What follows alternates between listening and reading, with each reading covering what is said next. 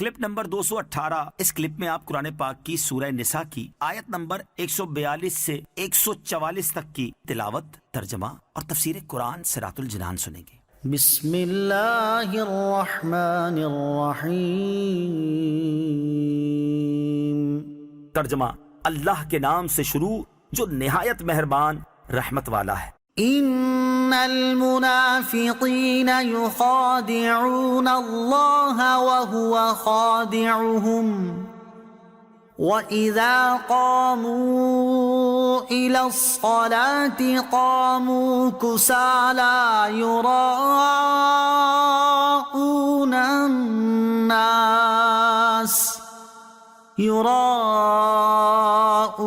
अन्नास वला यज़कुरून अल्लाह इल्ला क़लीला। तर्जमा, बेशक मुनाफिक लोग अपने गुमान में अल्लाह को फरेब देना चाहते हैं और वही उन्हें गाफिल करके मारेगा, और जब नमाज के लिए खड़े होते हैं तो बड़े सुस्त होकर लोगों के सामने रियाकारी करते हुए खड़े होते हैं और अल्लाह को बहुत थोड़ा याद करते हैं।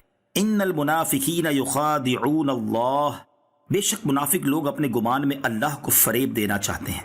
या मुनाफिकों की एक और बुरी खसलत का बयान है, वो ये कि ये अपने गुमान में अल्लाह ताला को धोखा देना चाहते हैं। हकीकतन तो मुसलमानों को धोखा देना चाहते हैं, क्योंकि हकीकत में तो अल्लाह ताला को फरेब देना मुमकिन नहीं। उनकी इस फरेब का जवाब उन्हें अल्लाह अज़्ज़ वजल देगा कि उन्हें गाफिल करके मारेगा, दुनिया में उन्हें रुसवा करेगा और क़यामत में उन्हें अजाब में मुब्तला करेगा।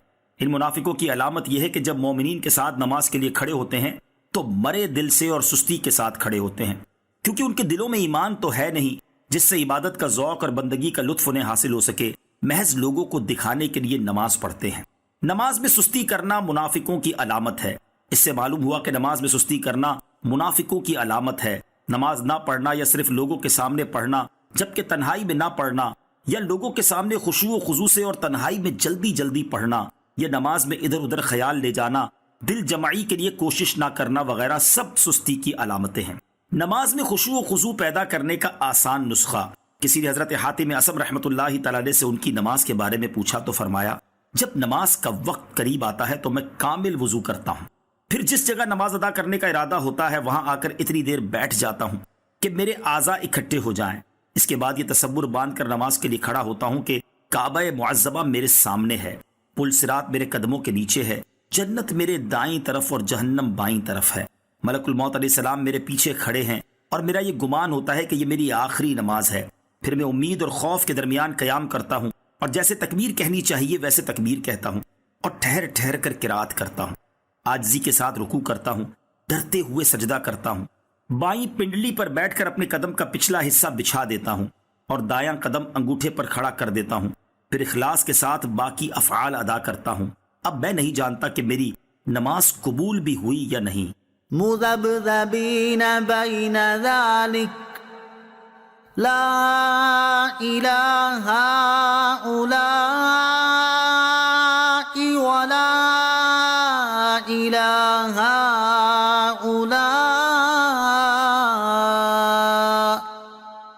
वमन युद्लिलिल्लाहु फलन तजिद लहू सबीला। तर्जमा, दरमियान में डगमगा रहे हैं, न इनकी तरफ है न उनकी तरफ, और जिसे अल्लाह गुमराह करे तो तुम उसके लिए कोई रास्ता न पाओगे।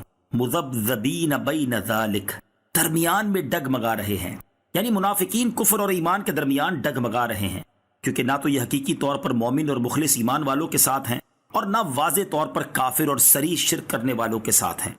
और ए हबीब सल्लल्लाहु तआला अलैहि वसल्लम, आप इन मुनाफिकीन के राह रास्त पर आने की उम्मीद ना रखें, क्योंकि जिसे हिदायत और तौफीक की लियाकत ना होने की वजह से अल्लाह ताला गुमराह कर दे तो आप उसके लिए कोई ऐसा रास्ता ना पाएंगे जिस पर चलकर वो हक तक पहुंच सके।